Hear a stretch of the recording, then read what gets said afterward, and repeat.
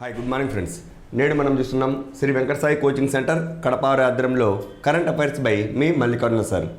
నేటి ఆధునిక యుగంలో ఉద్యోగం సాధించాలి అంటేనా అత్యంత ప్రముఖమైన పాత్ర పోషించేటువంటి సబ్జెక్ట్ ఏది అంటేనా కరెంట్ అఫైర్స్. ప్రతిరోజు జరిగేటువంటి వివిధ అంశాలను, అంతర్జాతీయ అంశాలు, జాతీయ అంశాలు, స్థానిక అంశాలు, ఆర్థిక, సాంఘిక, సామాజిక, క్రీడా, ఇటువంటి విధంగా మనం విడివిడిగా రాసుకుంటూ వాటికి సంబంధించినటువంటి సమగ్ర సమాచారాన్ని సేకరించుకొని మనం చదువుకోగలిగితే ఉద్యోగం సాధనలో మనము విజయం సాధించడానికి అత్యంత పుష్కలంగా అవకాశాలు ఉన్నాయి. మరి ఆ ఉద్యోగాన్ని ఎలా సాధించాలి, ఆ కరెంట్ అఫైర్స్ని ఏ విధంగా చదువుకోవాలి అనే ఉద్దేశంతో శ్రీ వెంకట సాయి కోచింగ్ సెంటర్ కడప వారి ఆధ్వర్యంలో ఈ కరెంట్ అఫైర్స్ రూపొందించడం జరుగుతున్నది. మరి సబ్జెక్టులకు వెళ్తేగిన భారతదేశం మరియు ఏ దేశం మధ్య సమగ్ర ఆర్థిక సహకారం మరియు భాగస్వామ్య ఒప్పందాన్ని కేంద్ర కేబినెట్ ఆమోదించింది. భారతదేశం మరియు ఏ దేశం మధ్య సమగ్ర ఆర్థిక సహకారం మరియు భాగస్వామ్య ఒప్పందాన్ని కేంద్ర కేబినెట్ ఆమోదించింది. ఏ దేశం మధ్య ఆమోదించిందంటున్నా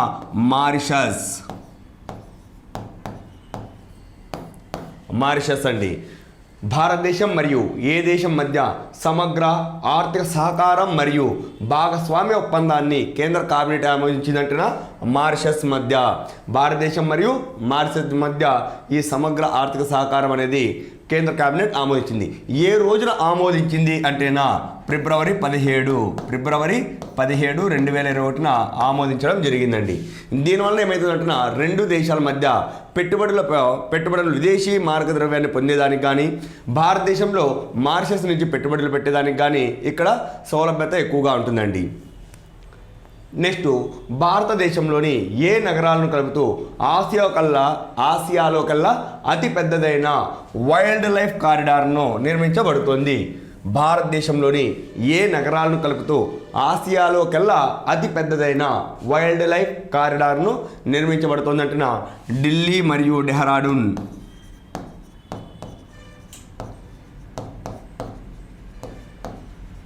ఢిల్లీ మరియు డెహ్రాడూన్ అండి. ఢిల్లీ నుంచి డెహ్రాడూన్ వరకు ఎక్స్ప్రెస్ వేను నిర్మిస్తున్నారు. ఈ ఎక్స్ప్రెస్ వే వచ్చేసి చాలా వరకు అటవీ మార్గం గుండా ప్రయాణిస్తుంది. ఇక్కడ ఉన్నటువంటి అటవీ జీవులకు ఎటువంటి నష్టం కలిగించకుండా ఈ ఎక్స్ప్రెస్ వేను నిర్మిస్తున్నారండి. ఇది ఆసియాలో కల్లా అతిపెద్దది మరియు భారతదేశంలో కల్లా మొట్టమొదటిదండి. భారతదేశంలోని ఏ నగరాలను కలుపుతూ ఆసియాలో కల్లా అతి పెద్దదైన వైల్డ్ లైఫ్ కారిడార్ను నిర్మించబడుతుందంటేనా ఢిల్లీ నుంచి డెహ్రాడూన్ వరకు ఎక్స్ప్రెస్ వేను నిర్మిస్తున్నారు. ఈ ఎక్స్ప్రెస్ వేను వచ్చేసి ఎక్కువ దూరం అడవుల గుండా ప్రయాణిస్తుంది. ఈ అడవుల్లో ఉన్నటువంటి జీవులకు ఎటువంటి ప్రాణ నష్టం కలిగించకుండా, వాటి యొక్క జీవన వైవిధ్యానికి ఎటువంటి విఘాతం కలిగించకుండా ఈ ఎక్స్ప్రెస్ వేను నిర్మిస్తున్నారండి. ఇటువంటి ఎక్స్ప్రెస్ వేను నిర్మించడం భారతదేశంలో మొదటిసారి అయితే ప్రపంచంలో కల్లా అతిపెద్దది ఈ Delhi Dehradun expressway. Next, భారతీయ సంకేత భాషా నిఘంటువు యొక్క 3వ ఎడిషన్ను ఏ కేంద్ర మంత్రిత్వ శాఖ విడుదల చేసింది? చాలా ఇంపార్టెంట్ అండి. భారతీయ సంకేత భాష నిఘంటువు యొక్క 3వ ఎడిషన్ను ఏ కేంద్ర మంత్రిత్వ శాఖ విడుదల చేసింది? ఏ కేంద్ర మంత్రిత్వ శాఖ విడుదల చేసిందంటున్నా ఏ మంత్రిత్వ శాఖ అంటున్నా సామాజిక న్యాయం మరియు సాధికారికత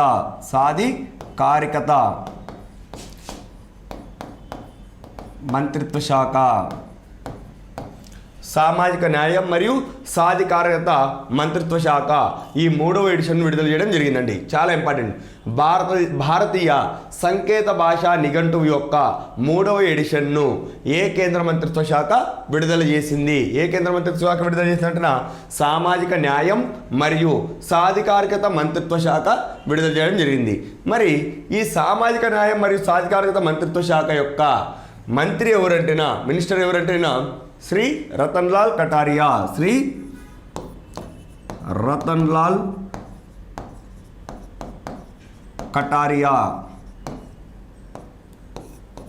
శ్రీ రతన్లాల్ కటారియా అండి.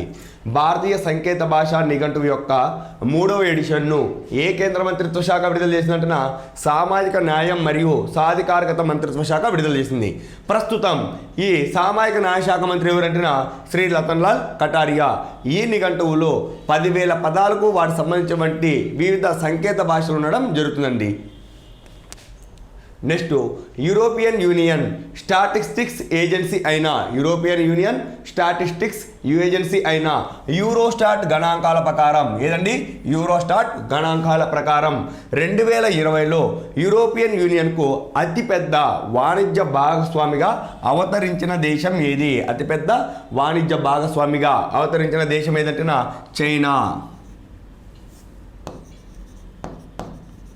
చైనా.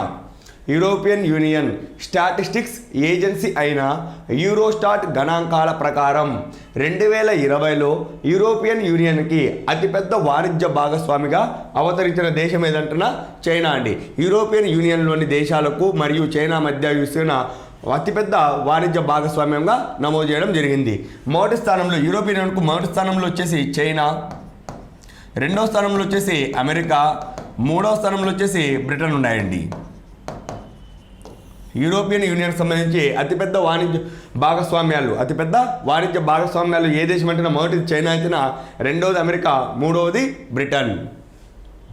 నెక్స్ట్ ఒంటరితనంతో బాధపడుతూ ఆత్మహత్య చేసుకోవాలి అనే వారిలో ఆత్మవిశ్వాసం నింపడం కోసం మినిస్ట్రీ ఆఫ్ లోన్లీనెస్ను ఏ దేశం ప్రారంభించింది?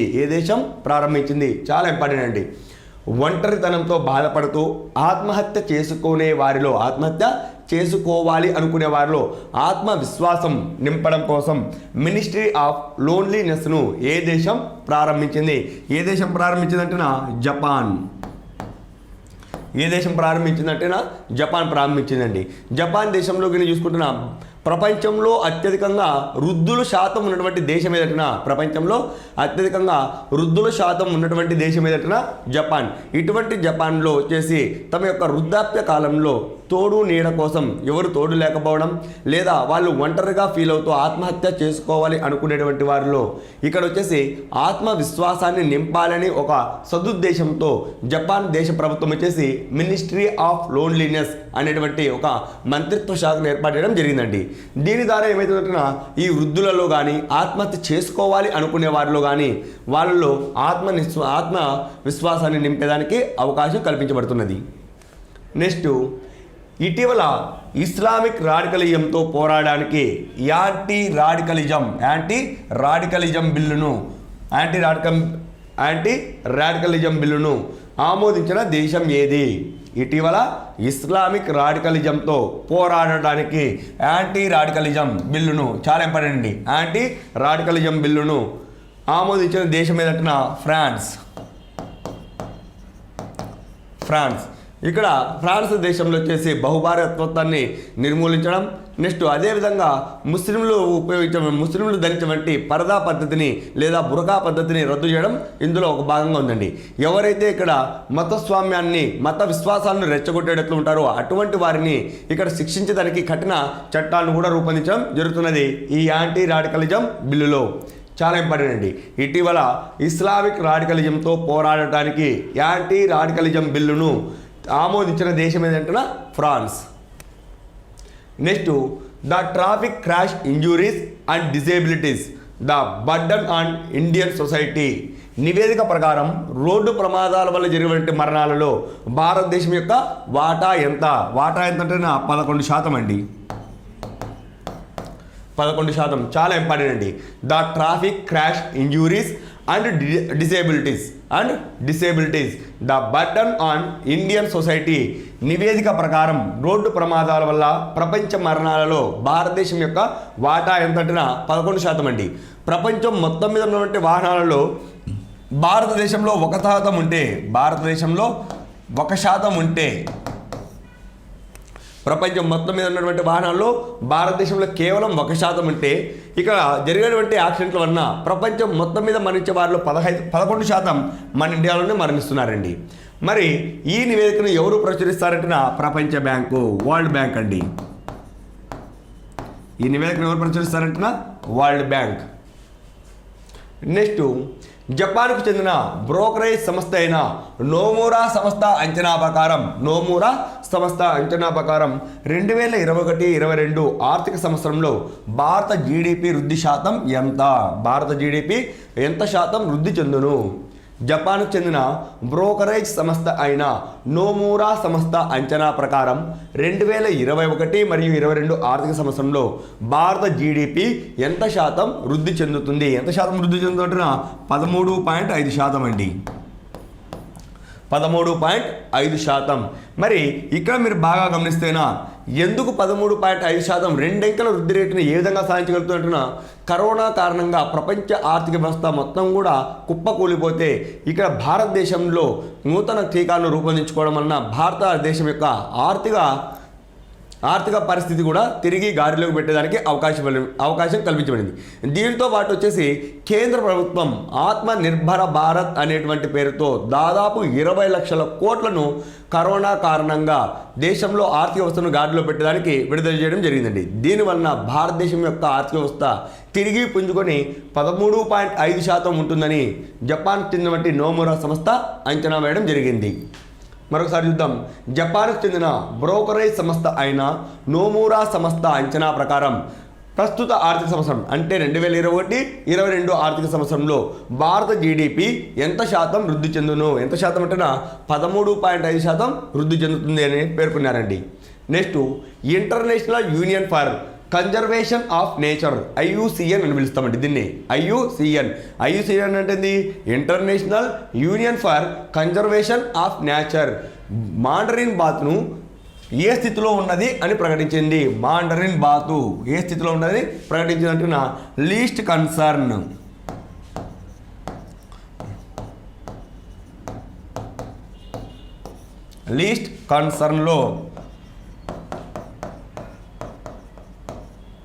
లీస్ట్ కన్సర్న్ స్థితిలో ఉందండి. అంటే చాలా తక్కువ శాతంలో ఉన్నాయని ఇక్కడ IUCN పేర్కొనడం జరిగింది. మరి మాండరిన్ బాతును ఇటీవల 118 సంవత్సరాల తర్వాత ఏ రాష్ట్రంలో కనుగొన్నారంటున్నా అస్సాం.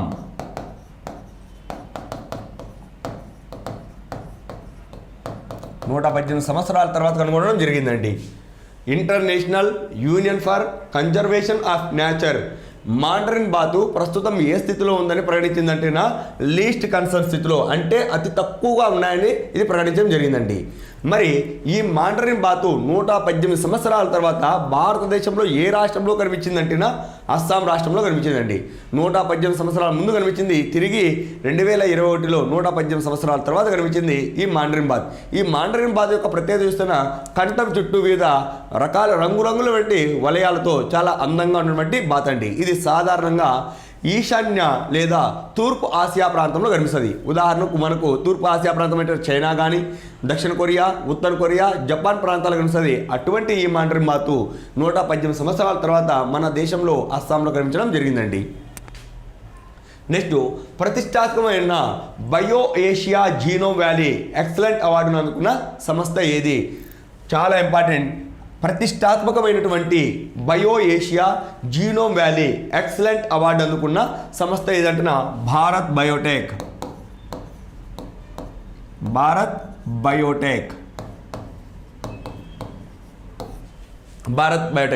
కరోనా వ్యాక్సిన్ అనేటువంటి కోవాక్సిన్ను రూపొందించిన సంస్థ ఏదంటున్నా కోవాక్సిన్ను రూపొందించిన సంస్థ ఏదంటున్నా భారత్ బయోటెక్. ఈ భారత్ బయోటెక్ రూపొందించినటువంటి కోవాక్సిన్ టీకాను అనేక దేశాలకు ఉచితంగా ఇవ్వడం, కొన్ని దేశాల్లో అత్యంత తక్కువ రేటుకే ఇక్కడ అత్యంత నాణ్యమైన మరియు ప్రమాణపూర్వకమైనటువంటి కోవిడ్ వ్యాక్సిన్ రూపొందించే కారణంగా ప్రతిష్టాత్మకమైనటువంటి bio Asia genome valley excellent అవార్డును ఏ సంస్థ అందుకుందంటున్నా భారత్ బయోటెక్ అందుకుందండి. ఈ భారత్ బయోటెక్ ఎక్కడుందంటున్నా హైదరాబాద్లో ఉంది. నెక్స్ట్ ఇటీవల వార్తల్లో నిలిచిన ఓబీసీ రిజర్వేషన్స్పై నియమించిన కమిషన్ ఏది? ఇటీవల వార్తల్లో నిలిచిన ఓబీసీ రిజర్వేషన్స్పై నియమించిన commission ఏదంటున్నా justice Rohini commission.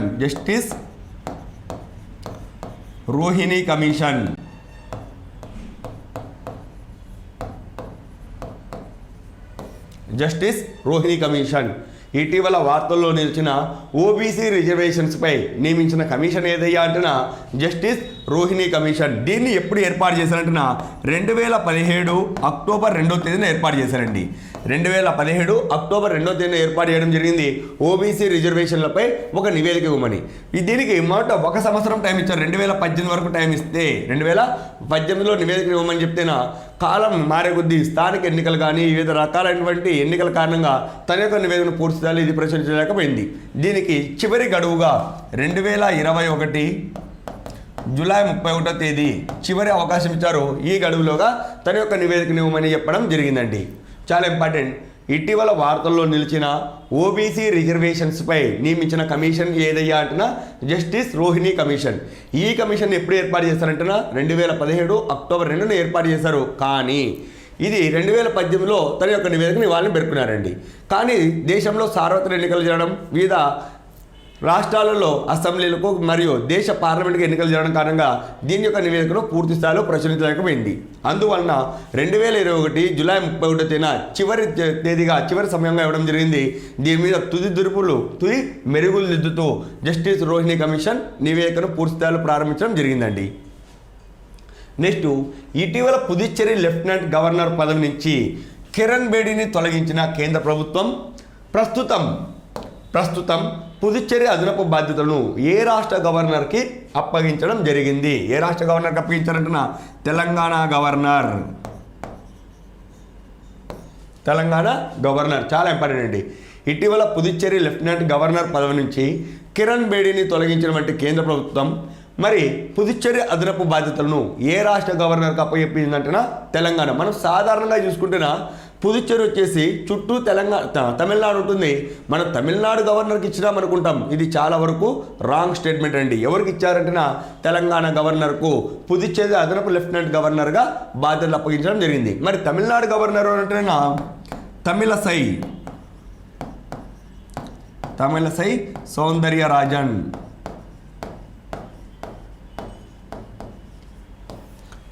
Soundararajan. ఈమెకు పుదుచ్చేరి యొక్క అదనపు బాధ్యతలు కూడా అప్పగించడం జరిగింది. నెక్స్ట్, పాఠశాల విద్యపై కేంద్ర విద్యాశాఖ నిర్వహించిన పర్ఫార్మెన్స్ గ్రౌండింగ్ ఇండెక్స్లో తెలంగాణ మరియు ఆంధ్రప్రదేశ్ల యొక్క గ్రేడ్ ఎంత? చాలా ఇంపార్టెంట్. పాఠశాల విద్యపై కేంద్ర విద్యాశాఖ నిర్వహించిన పర్ఫార్మెన్స్ గ్రౌండింగ్ ఇండెక్స్ నందు తెలుగు రాష్ట్రాలు అయినటువంటి తెలంగాణ మరియు ఆంధ్రప్రదేశ్ల యొక్క గ్రేడ్ ఎంత అంటేనా గ్రేడ్ 2 అండి. గ్రేడ్ 2 సాధారణంగా మనం గిరి చూస్తున్న 900 కన్నా ఎక్కువ మార్కులు. ఇక్కడ వచ్చేసి పర్ఫార్మెన్స్ కోసం 1000 మార్కులకు గాను ఇక్కడ పర్ఫార్మెన్స్ ఇండెక్స్ చూపిస్తే 1000 మార్కులలో 900 కన్నా ఎక్కువ వస్తేనా గ్రేడ్ 1 ప్లస్ ర్యాంక్ ఇవ్వడం జరుగుతున్నది. అదేవిధంగా 851 నుంచి 900 వరకు వస్తేనా వీటికి గ్రేడ్ 1 ప్లస్ ర్యాంక్ ఇవ్వడం జరిగింది. ఈ గ్రేడ్ 1 ఎవరు సాధించినట్టున చండీగఢ్, గుజరాత్, కేరళ ఈ 3 సాధించాయండి. గ్రేడ్ 1 ప్లస్ను చండీగఢ్, గుజరాత్, కేరళ సాధిస్తే అదే 800 నుంచి 850 వరకు మార్కులు సాధించినట్టు గ్రేడ్ 1గా ప్రకటించడం జరిగింది. మరి గ్రేడ్ 1 ఏ సాధించినాయంటేనా ఢిల్లీ సాధించింది. అదే 751 నుంచి 800 మార్కులు వస్తేనా వీటికి వచ్చేసి గ్రేడ్ 2గా ఇవ్వడం జరిగింది. ఈ గ్రేడ్ 2లో తెలంగాణ మరియు ఏపీతో పాటు మొత్తం 13 రాష్ట్రాలు ఉన్నాయండి. తెలంగాణ ఏపీతో పాటు మొత్తం 13 రాష్ట్రాలు గ్రేడ్ 2 ర్యాంకును పొందడం జరిగింది. చాలా ఇంపార్టెంట్. పాఠశాల విద్యపై కేంద్ర విద్యాశాఖ నిర్వహించిన పర్ఫార్మెన్స్ గ్రౌండింగ్ ఇండెక్స్లో తెలంగాణ మరియు ఆంధ్రప్రదేశ్ యొక్క గ్రేడ్ ఎంత అంటే గ్రేడ్ 2 సాధించినాయండి. మరి కేంద్ర విద్యాశాఖ మంత్రి ఎవరంటున్నా రమేష్ పోఖ్రియాల్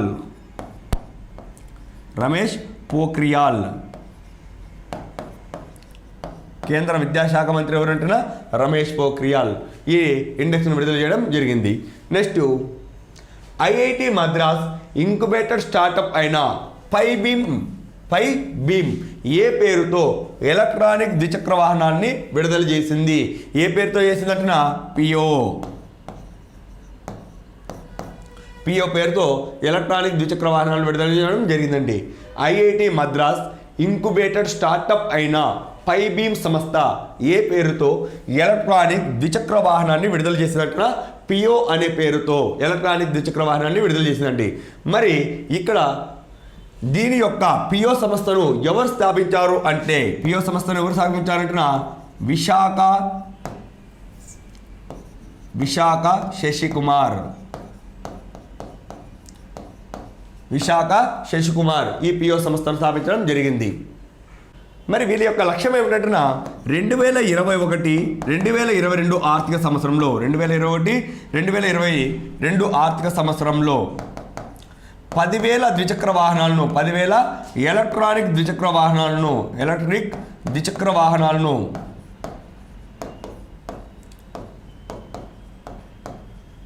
అమ్మాలని లక్ష్యంగా పెట్టుకున్నారండి. చాలా important.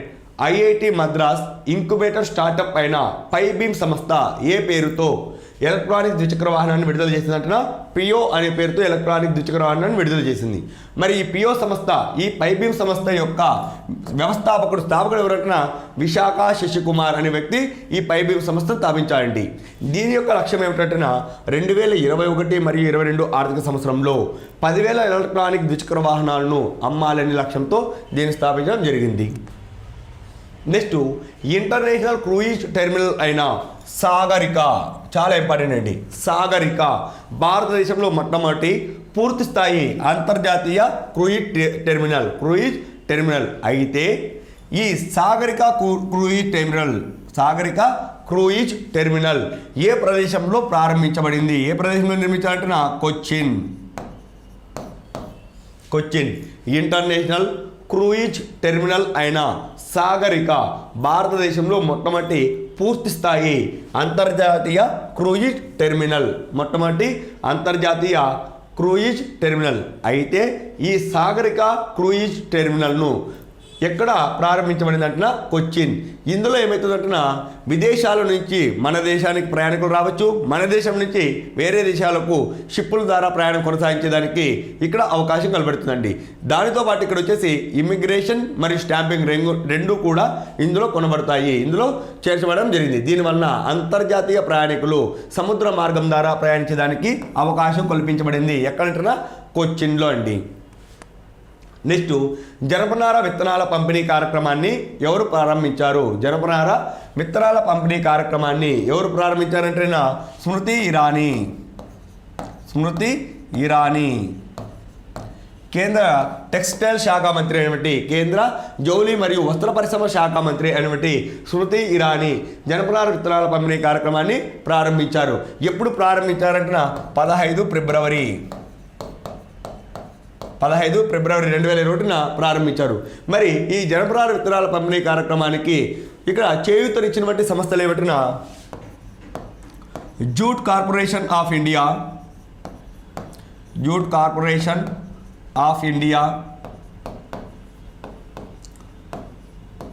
Seeds corporation of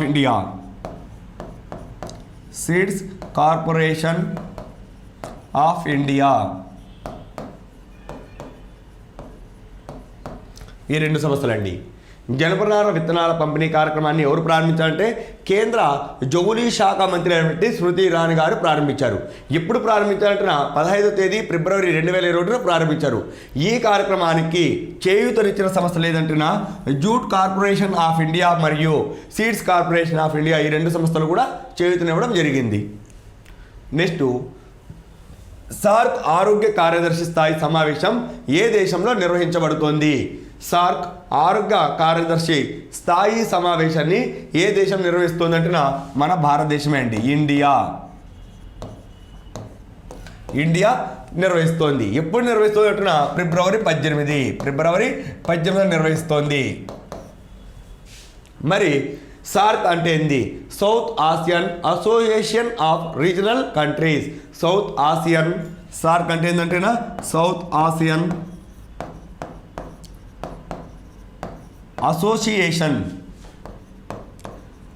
association of regional countries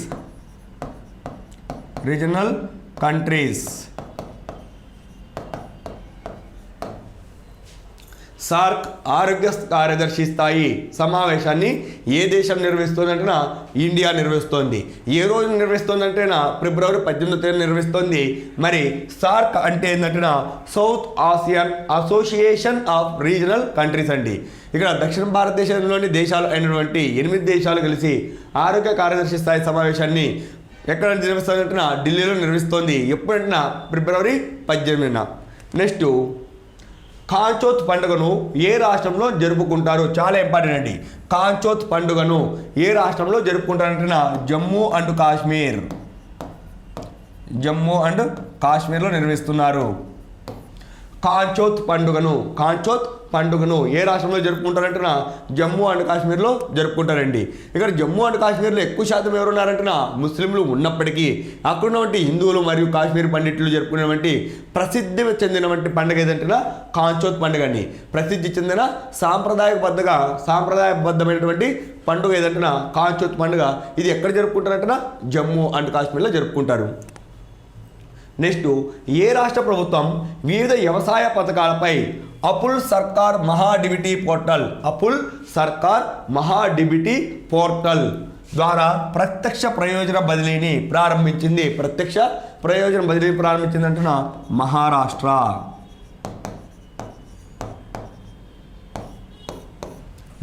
ప్రారంభించిందండి. ఏ రాష్ట్ర ప్రభుత్వం వివిధ వ్యవసాయ పథకాలపై అపుల్ సర్కార్ మహాడిబిటీ పోర్టల్ ద్వారా ప్రత్యక్ష ప్రయోజన బదిలీని ప్రారంభించిందంటే మహారాష్ట్ర. ఇక్కడ పేదలందరికీ ఉచితంగా ఇచ్చేటువంటి విద్యుత్ ఛార్జీలను ఆ రాష్ట్ర ప్రభుత్వం డైరెక్ట్గా రైతు యొక్క అకౌంట్కే వేయడం జరుగుతుందండి. ప్రత్యక్షంగా ఆ డబ్బులను ఎత్తుకొచ్చి రైతు యొక్క ఖాతాకు బదిలీ చేయడం జరుగుతుంది. దేని ద్వారా అంటున్నా అపుల్ సర్కార్ మహాడిబిట్ పోర్టల్ ద్వారా డైరెక్ట్గా ప్రత్యక్షంగా ఆ డబ్బులను ఏదైతే వాళ్ళకి రావాల్సినటువంటి డబ్బులు ఉన్నాయో ఆ డబ్బులను డైరెక్ట్గా రైతు ఖాతాలోకి వేయడం జరుగుతున్నది. దీనివల్ల వచ్చేసి రైతుకు ఇక్కడ ప్రత్యక్ష ప్రయోజనం చేరుకోవడానికి అవకాశం కల్పించబడింది. ఈ పథకాన్ని ఏ రాష్ట్రం ప్రారంభించిందంటే మహారాష్ట్ర ప్రభుత్వం ప్రారంభించడం జరిగింది. నెక్స్ట్ దేశంలో పెట్రోల్పై అత్యధిక స్థాయిలో వ్యాట్ వసూలు చేస్తున్న రాష్ట్రం ఏది? దేశంలో పెట్రోల్పై అత్యధిక స్థాయిలో వ్యాట్ను వసూలు చేయుచున్న రాష్ట్రం ఏదంటున్నా రాజస్థాన్. ఎంత శాతం వసూలు చేస్తుందంటున్నా 36% వ్యాట్ను వసూలు చేస్తుందండి. ఎంత శాతం వ్యాట్ను వసూలు చేస్తుందంటున్నా 36% వసూలు చేయడం జరుగుతున్నది. దేశంలో పెట్రోల్పై అత్యధిక స్థాయిలో వ్యాట్ను వసూలు చేయు రాష్ట్రం ఏదంటేనా రాజస్థాన్. ఎంత శాతం వసూలు చేస్తారంటేనా 36% వసూలు చేస్తుంది. మరి ఆంధ్రప్రదేశ్ కింద చూసుకుంటేనా 31% వసూలు చేస్తున్నాయండి. మన ఆంధ్రప్రదేశ్లో 31% వ్యాట్ను వసూలు చేస్తున్నారు పెట్రోల్ మీద. నెక్స్ట్ ఈ కంటోన్మెంట్ పోర్టల్ లేదా ఈ చవానీ పోర్టల్ను ఎవరు ప్రారంభించారు? ఈ కంటోన్మెంట్ పోర్టల్ లేదా ఈ చవానీ పోర్టల్ను ఎవరు ప్రారంభించారంటే కేంద్ర రక్షణ శాఖ మంత్రి అయినటువంటి రాజ్నాథ్ సింగ్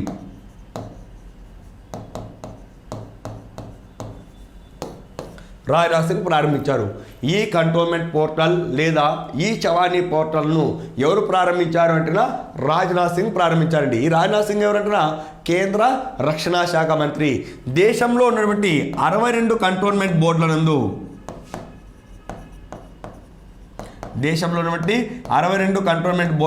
వివిధ రకాలైనటువంటి సమస్యలను పరిష్కరించేదానికి ఈ కంటోన్మెంట్ పోర్టల్ లేదా ఈ చవానీ పోర్టల్ అనేది ఉపయోగపడుతుందండి.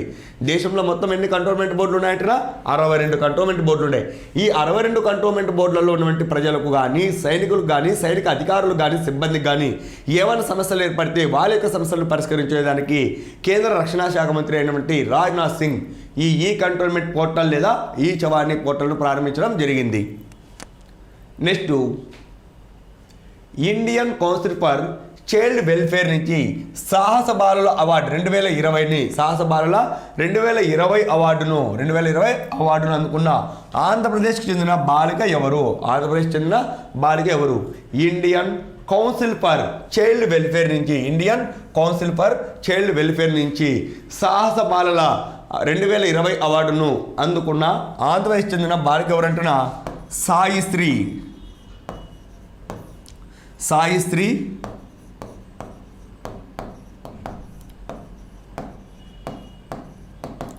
సాయిశ్రీ సాహిత్య వినూత్న చాలా ఇంపార్టెంట్ అండి. Indian council for child welfare నుంచి సాహస బాలల 2020 అవార్డును అందుకున్న ఆంధ్రప్రదేశ్ చెందిన బాలిక ఎవరంటున్నా బాల సాయిశ్రీ సాహితీ వినూత్న అనే బాలిక అందుకోవడం జరిగిందండి. ఎందుకు అందుకోవడం జరిగిందంటున్నా ఈమె ప్రయాణించేటువంటి స్కూల్ బస్సు నీళ్లు ఉన్నటువంటి ఒక కాలువలో పడిపోతే అందులోంచి ఈమె బయటకు వచ్చేసి స్కూలు అద్దాన్ని పలుగొట్టి తన తోటి ఉన్నటువంటి విద్యార్థులను మరియు ఒక వృద్ధురాలను కాపాడింది. అందువలన ఈమెకు Indian council for child welfare నుంచి సాహస బాలల 2020 అవార్డును అందుకోవడం జరిగింది. ఎవరంటున్నా బాల సాయిశ్రీ సాహితీ వినూత్న అనేటువంటి అమ్మాయి. నెక్స్ట్ ప్రాథమిక సహకార బ్యాంకులను బలోపేతం చేయడానికి మరియు సంఘటితం చేయడానికి మరియు వివిధ చర్యలను సూచించడానికి ఆర్బీఐ ఏర్పాటు చేసిన కమిటీకి అధ్యక్షుడు ఎవరిని నియమించారు? ప్రాథమిక సహకార బ్యాంకులను బలోపేతం చేయడానికి మరియు సంఘటితం చేయడానికి మరియు వివిధ చర్యలను సూచించడానికి ఆర్బీఐ ఏర్పాటు చేసిన కమిటీకి అధ్యక్షుడిగా ఎవరిని నియమించారు అంటున్నా ఎన్ఎస్ విశ్వనాథన్. మరి ఈ కమిటీలో మొత్తం ఎంతమంది సభ్యులు ఉన్నారంటున్నా 8 మంది సభ్యులు ఉన్నారండి. 8 మంది సభ్యులు చాలా ఇంపార్టెంట్ అండి. ప్రాథమిక సహకార బ్యాంకులను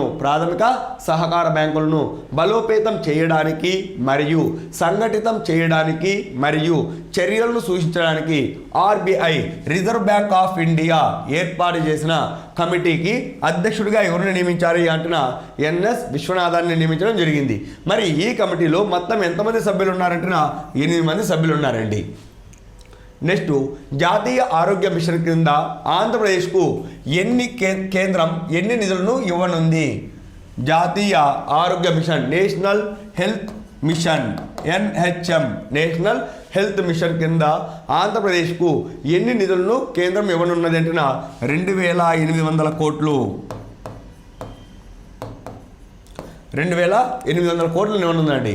మరి ఆంధ్రప్రదేశ్ వచ్చేసి మొత్తం 3300 కోట్లను నిధులను అడిగితే కేంద్రం వచ్చేసి 2800 కోట్లను ఇవ్వడం జరుగుతున్నదండి.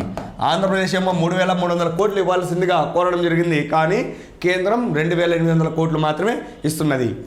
నేషనల్ హెల్త్ మిషన్ కింద జాతీయ ఆరోగ్య మిషన్ కింద ఆంధ్రప్రదేశ్కు కేంద్రం ఎన్ని నిధులను ఇవ్వనున్నది అంటేనా 2800 కోట్లను 2800 కోట్లను ఇవ్వనున్నదండి. ఆంధ్రప్రదేశ్ ప్రభుత్వం ఎంత కోరిందంటేనా 3300 కోట్లు ఇవ్వాల్సిందిగా కోరితే కేంద్రం 2800 కోట్లను విడుదల చేస్తామని ప్రకటించడం జరిగింది. నెక్స్ట్ ఆంధ్రప్రదేశ్ జనగణన డైరెక్టర్గా ఎవరు నియమితులయ్యారు? ఆంధ్రప్రదేశ్ జనగణన డైరెక్టర్గా నియమితులైన వారు ఎవరంటున్నా బి బాలకిరణ్ ఐఏఎస్. ఆంధ్రప్రదేశ్ జనగణన డైరెక్టర్గా నియమితులైన వారు ఎవరంటున్నా పి బాలకిరణ్ ఐఏఎస్ అండి. ఆంధ్రప్రదేశ్లో జనగణనకు సంబంధించి అన్ని అధికారాలు ఎవరికి ఉంటాయంటున్నా ఈ ఆంధ్రప్రదేశ్ జనగణన డైరెక్టర్ వంటి పి బాలకిరణ్ ఐఏఎస్కు ఉంటాయండి. నెక్స్ట్ లైవ్ స్ట్రీమింగ్ కోసం డ్రోన్లు ఎగరడానికి ఏ స్పోర్ట్ అథారిటీకి ఇటీవల జాతీయ విమానయాన మరియు DGCA director general of civil aviation అండి. DGCA అంటేనా director general of civil aviation మంత్రిత్వ శాఖ అనుమతించిందంటున్న BCCIకి అనుమతించింది. చాలా ఇంపార్టెంట్.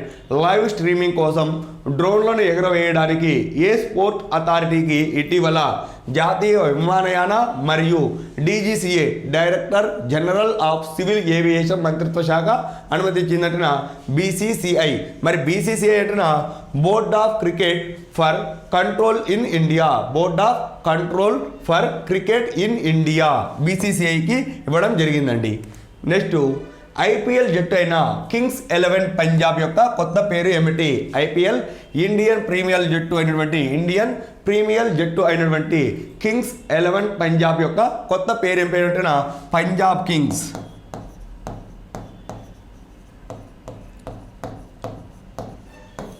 పంజాబ్ కింగ్స్ అండి. ఐపీఎల్లో జట్టు అయినటువంటి కింగ్స్ 11 పంజాబ్ యొక్క కొత్త పేరు ఏమిటంటే పంజాబ్ కింగ్స్. ఇక్కడితో మనము ఈరోజు సంబంధించినటువంటి అత్యంత ముఖ్యమైనటువంటి కరెంట్ అఫైర్స్ అన్నీ కూడా మనము చూడడం జరిగింది. ఎవరైతే నిరుద్యోగ అభ్యర్థులు ఉంటారో, ఎవరైతే ఉద్యోగం కోసం ప్రాకులాడుతూ ఉంటారో అటువంటి వారు డైలీ కరెంట్ అఫైర్స్ను ఇక్కడ ఫాలో అవుతూ వాళ్ళకు